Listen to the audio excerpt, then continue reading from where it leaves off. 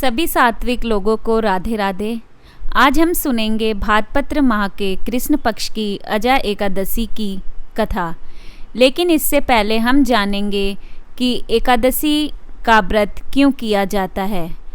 5 ज्ञानेंद्रियाँ, 5 कर्मेंद्रियाँ, 1 मन, इन 11 पर संयम रखने के लिए एकादशी का व्रत किया जाता है, जिससे हमारे अंदर सात्विकता बढ़े। यह मुख्यतः 3 दिन का व्रत है, पर यथाशक्ति किया जाता है।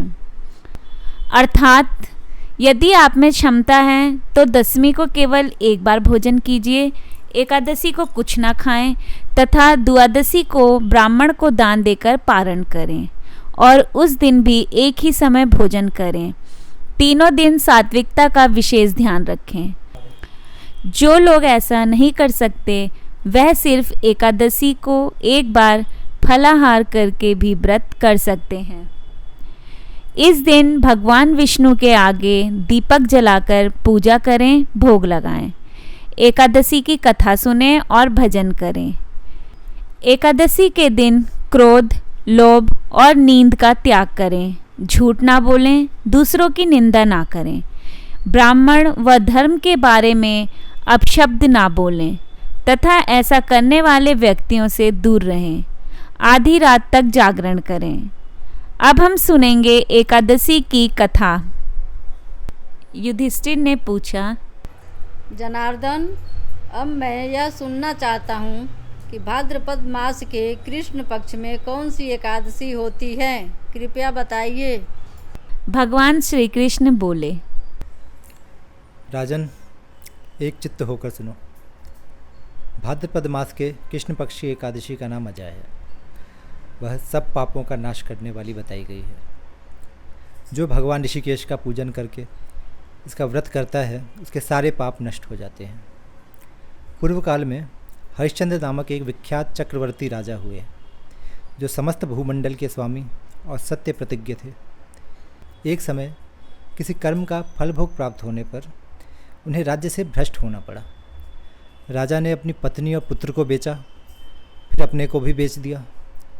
पुण्यात्मा होते हुए भी उन्हें चांडाल की दास्ता करनी पड़ी। वे मुर्दों का कफन लिया करते थे।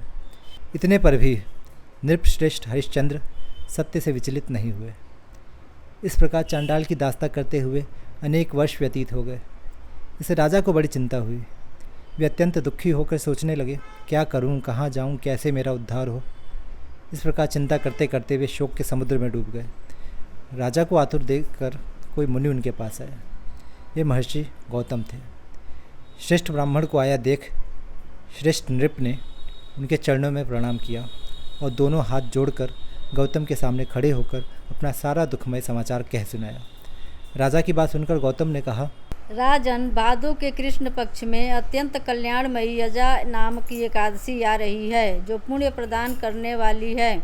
इसका व्रत करो, इससे पाप का अंत होगा। तुम्हारे भाग्य से आज के 7वें दिन एकादशी है। उस दिन उपवास करके रात में जागरण करना। ऐसा कहकर महर्षि गौतम अंतर्ध्यान हो गए। मुनि की बात सुनकर राजा हरिश्चंद्र ने उस उत्तम व्रत का अनुष्ठान किया। इस व्रत के प्रभाव से राजा सारे दुखों से पार हो गए।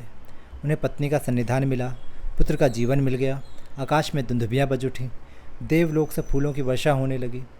एकादशी के प्रभाव से राजा ने अकंटक राज्य प्राप्त किया और अंत में पुरजन तथा परिजनों के साथ स्वर्गलोक को प्राप्त हो गए।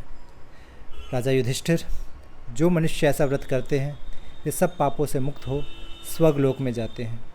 इसके पढ़ने और सुनने से अश्वमेध यज्ञ का फल मिलता है।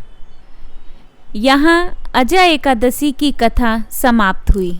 आपको यह कथा कैसी लगी कमेंट बॉक्स में ज़रूर बताएं और कथा अच्छी लगी हो तो जय श्री कृष्ण ज़रूर लिखें और चैनल को लाइक, सब्सक्राइब और शेयर करना ना भूलें। धन्यवाद।